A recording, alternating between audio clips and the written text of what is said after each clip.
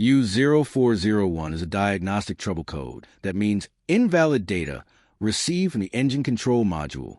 In simple terms, another module in the vehicle is getting faulty or corrupted information from the ECM or PCM, which can lead to warning lights and drivability problems.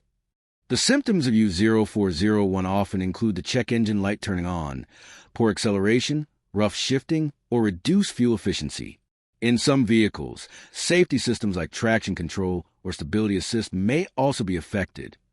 The most common causes of U0401 are problems inside the ECM or PCM itself, corrupted or outdated software, or issues with the combust wiring such as poor connections, shorts, or opens.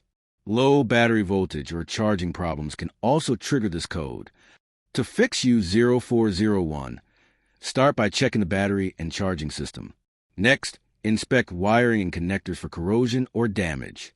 If power and wiring are good, the ECM or PCM may need a software update, reprogramming, or in rare cases, replacement.